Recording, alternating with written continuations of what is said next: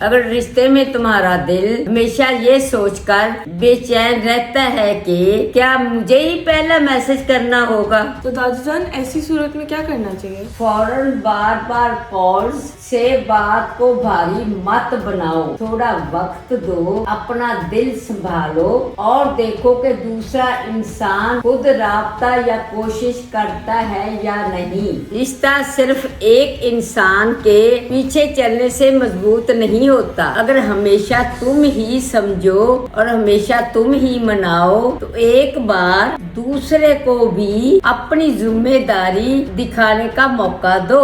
लेकिन दादा को फिर भी राब्ता न करे तो फिर क्या करें? फिर गुस्सा या बदले की बजाय उसका रवैया देखो। किसी के अल्फाज से ज्यादा उसकी लगातार तवज्जो, इहतराम और कोशिश बताती है कि वो रिश्ते को कितनी अहमियत देता है। से बात करने के बाद भी तुम्हें अपनी कदर मनवानी पड़े तो खुद को मलामत मत करो। जरूरत पर किसी भरोसेमंद घर वाले से मशवरा लो और अपने सुकून की हिफाजत करो। मोहब्बत में दोनों का दिल, वक्त और कोशिश शामिल होती है। किसी के पीछे अपनी इज्जत खोना मोहब्बत नहीं होता। दादा जान अब समझ आया कि खामोशी को सजा बनाना नहीं, नरमी से बात करके फिर रवैये से रिश्ते की सच्चाई समझनी है। बिल्कुल मेरी जान, अपनी कदर पहचानो, बेहतरी का रास्ता प्यार से ढूंढो और ऐसा रिश्ता चुनो जहाँ दोनों सुकून और इज्जत से